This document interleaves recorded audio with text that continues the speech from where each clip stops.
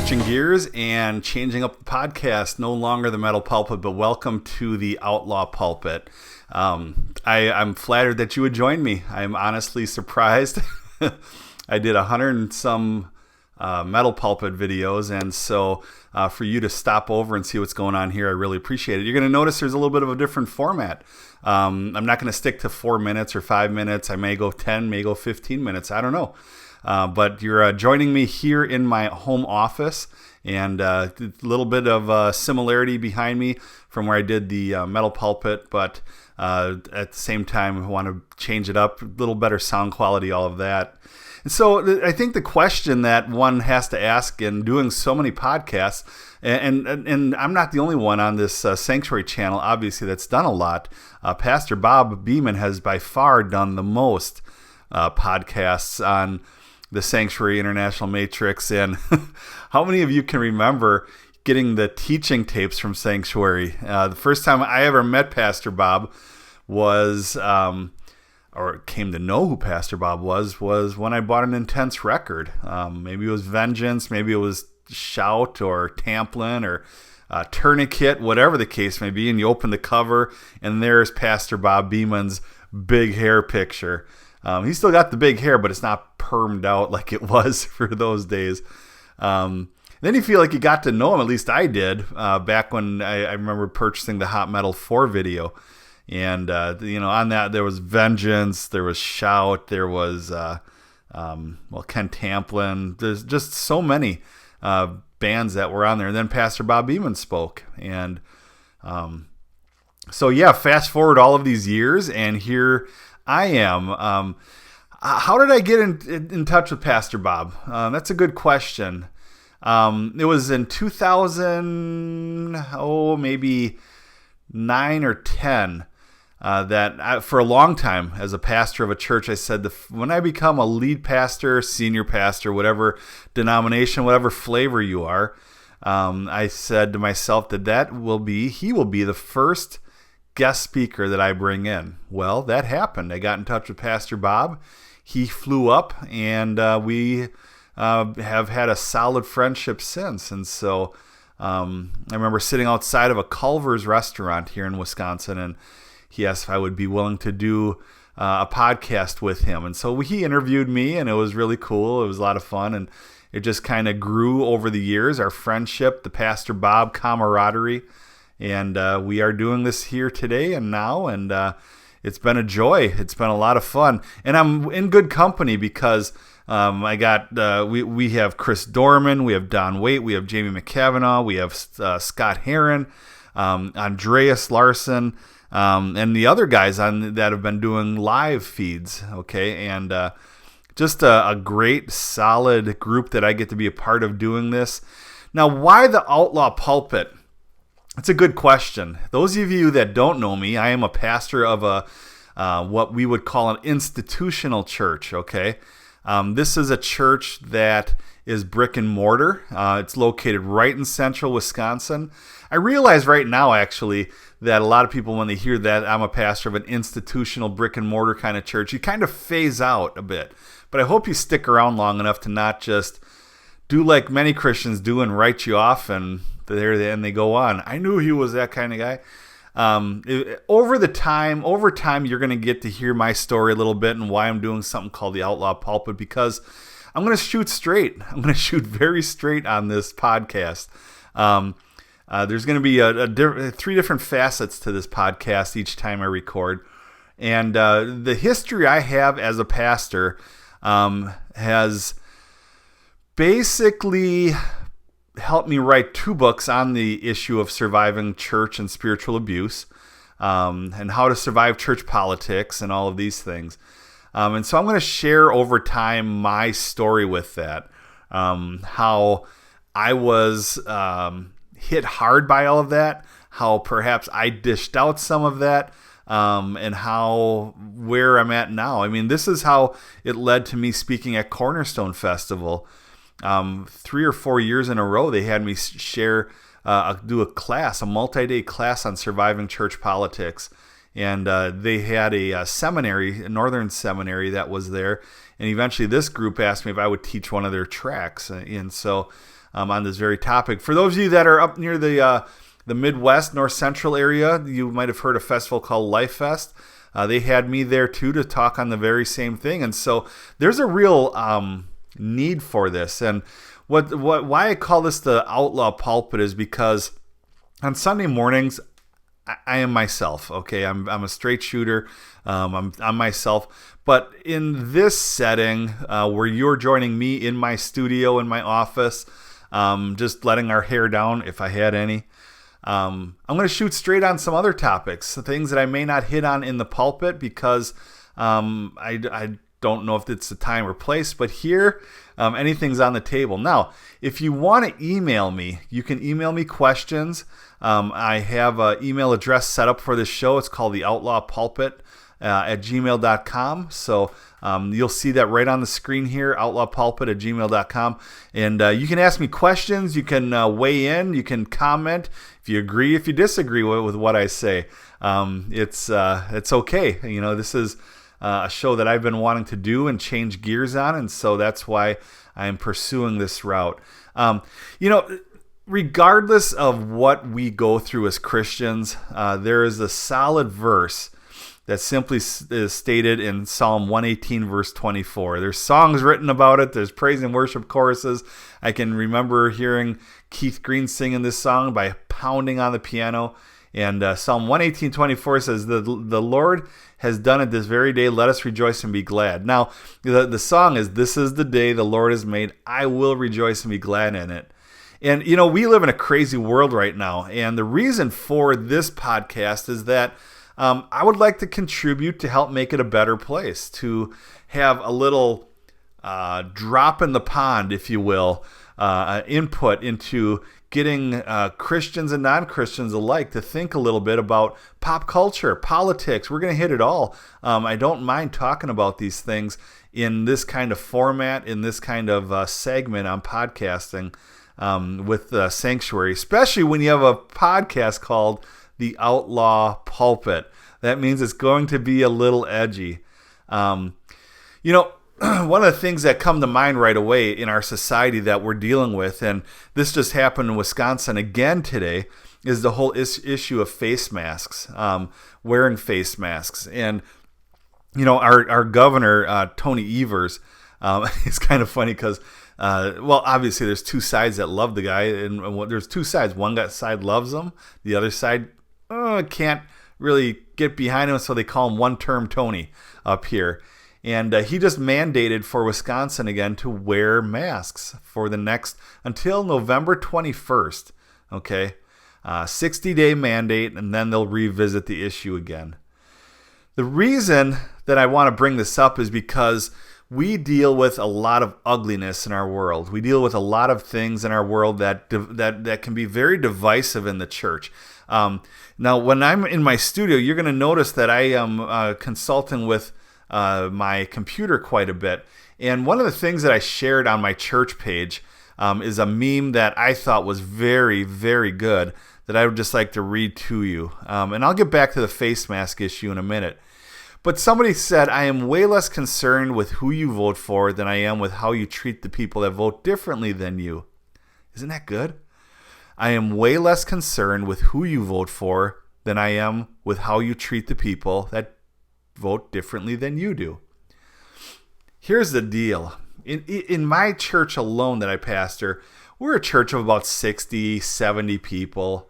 But even in that church, there's divisiveness. There's people against each other politically. Now, of course, on Sunday mornings, they bump into each other, and it's like, hey, how are you? Hope you're doing good. You know, all the pleasantries that we see. But every once in a while on Facebook, you can see them go toe-to-toe politically and unfriending and things like that.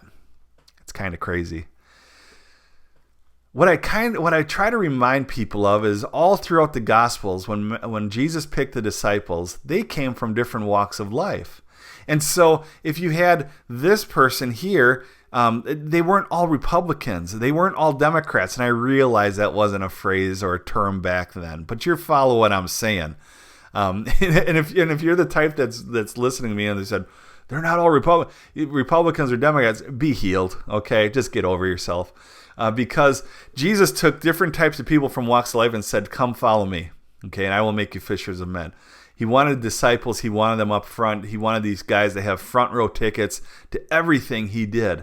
And even within that circle of 12, 13, he had the close inner sanctum, inner circle ones that he would keep by his side. And that was displayed in the Garden of Gethsemane. And so by doing something like this, my hope is that we can talk about issues and what's going on. Now let's go back to that face mask order. Wisconsin is no different than a lot of other states, okay? It's Democrat run. It's a lot of issues that go on. And, it's really the case. If the Democrats run it like they are now, the Republicans are balking. If the Republicans run it, the Democrats are balking. And I don't know. It's for some, it's a win-win. For others, it's a lose-lose situation. But I want to talk about the face mask thing because the face mask issue, since March, in February, March, when all this COVID stuff started taking off, there were people that genuinely said, okay, we need to have face masks on. We need to do this thing. And then there were others that just said, no, we're not doing this. We have an immune system, and that's why we're going without masks. I could take either side on that. I could take the issue of I'm not wearing one, okay? And the reason I could take that issue is because I believe in immune systems. I believe there are good things. But at the same time, I'm married to a nurse. And my nurse wife, she is specifically in the NICU, Neonatal Intensive Care Unit. They work with the premature babies. And she's also supervisor of the unit.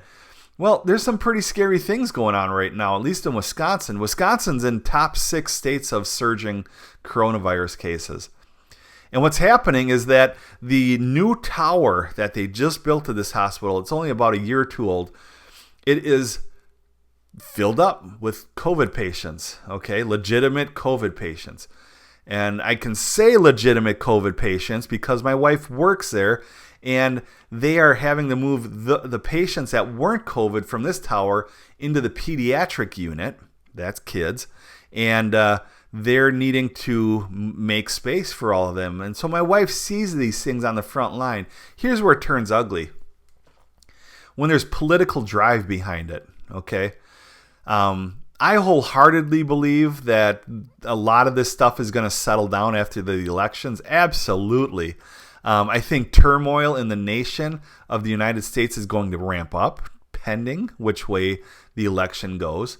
I really believe things are going to get ugly if Trump gets in. And I'm not stating my political affiliation here, but at the same time, I hope Trump gets in. So there you go. You can kind of guess where a person's coming from when they are, okay, A plus B equals C. If they're on Sanctuary or they're doing a Christian podcast and things like that, then probably that's how they're going to go. That's fine. And again, it goes back to, and honestly, I don't care who you vote for. I would still love to hang out with you. I honestly do not care. President Trump was just in our state, probably a week ago. And somebody said, would you go out and have dinner or want to meet the president if it wasn't Donald Trump? That's a safe question. My response was, absolutely, I would. If Obama was in there, if Bill Clinton was in there, if whoever was in there, okay, if Ronald Reagan was still alive and in there, if George Bush was in there, I would absolutely do it because I respect the office. I respect, wow, this would be a really cool opportunity. And so this face mask order kind of takes people all around our nation, maybe even worldwide, and says, if you wear a face mask, you are a liberal. If you don't wear a face mask, you are a conservative. Well, I'm really personally not hard on one way or the other. And so when I go into our local grocer, I put it on. When I go into the gas station, I put it on because, yes, I believe in my immune system, but at the same time, guess what? I know a lot of people don't have much of an immune system, so maybe I'm carrying the bug, maybe I'm not. And this whole issue has really caused a lot of ugliness. And so that's why I started this off with that verse. This is the day the Lord has made. I will rejoice and be glad in it. There's going to be turmoil. There's going to be problems. There's going to be things going on in the world at any given time. There's going to be personal turmoil. There's going to be all of these issues. I'm actually looking at an issue right now that I need to address in the church regarding COVID. And I know it's going to be one of those situations where you're darned if you do, darned if you don't. I would state that another way, but I'm not going to stoop to that level and use coarse language. But regardless of the situation, regardless of what we wake up to, we can say like David, and David, who wrote the Psalms, would know better than any of us, that this is the day the Lord has made, that we are going to rejoice and be glad in it. So, little interesting thought there. We're always going to have divisiveness. We're always going to have craziness in our world. We're always going to, this person's doing that, they must be this way. This person's doing that, they must be that way. You know what? Maybe we can put those differences aside and just say, I'm going to do what's right for me. I'm going to do what's right for my convictions. And I hope you're mature enough as a Christian. I hope I'm mature enough as a Christian to be able to look at you and say, you do what you keep doing, man. Go for it. I'm behind you. But you know what? Don't judge me. I won't judge you. Let's love each other. Let's get along. Remember that other part of the scripture, that little bit of scripture where Jesus said, they will know you are my disciples by the love you show one another. There's a lot of ugliness and non-love going on right now between Christians. And so that leads me to my next point. Here we go. I didn't think you had it in you. I'm your huckleberry. All right, so this next segment is I Am Your Huckleberry. Okay, this is going to be a section where you can email me and ask me some of the tough questions you may not hear a pastor address from the pulpit. You're going to hear him addressed here on Sanctuary from one of the guys, one of the ladies. But maybe you want a question from me who's behind a pulpit saying, okay, answer this question for me. I can count on one hand how many times it's happened in the middle of a service where one person stood up in the middle of a service and said, Pastor Bob, our governor may legalize homosexual marriage. Would you perform this marriage if you were mandated, if you were told to do it? And I answered the question. What was my answer? That's for another time. What I want to talk about, though, really quick is, and this is where this segment is for. I'm not going to put a disclaimer out each time, but I'm Your Huckleberry is a place in my podcast where I am going to hit an issue straight on. And so we were talking about ugliness. We're talking about divisiveness and everything that's going on in between camps. And so I want to hit on the issue of Black Lives Matters. Okay. Here's the deal about Black Lives Matters. Let me just let me go to their website here, okay? And really, here's this thing about our society: we can easily just follow a meme, do whatever, and say, yes, this is what it's about. I'm against it. Blah blah blah. Yeah, I like to go to the source. I have a brain. You have a brain. Use it, okay? And so I go to this, and here's how it starts off. Okay, I'm on blacklivesmatters.com, the About page. It says, Black Lives Matter was founded in 2013 in response to the acquittal of Trayvon Martin's murderer. This was a situation in the United States. Black Lives Matter Foundation, Inc. is a global organization in the U.S., UK, and Canada whose mission is to eradicate white supremacy. Who's not against that, okay? In the United States, there's a 0.007% white supremacy population. Very minimal. So we can get behind that. Whose mission is to eradicate supremacy and build local power to intervene in violence. Great. Inflicted on black communities by the state and vigilantes. By combating and countering acts of violence, creating space for black imagination, innovation, centering black joy, we are winning immediate improvements in our lives. Here's the deal. That's awesome. That is. I mean, who wouldn't?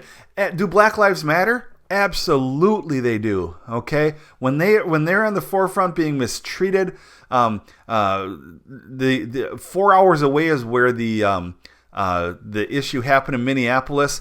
That was heinous. That was awful. Who wouldn't be against that? Do Black Lives Matter? Absolutely.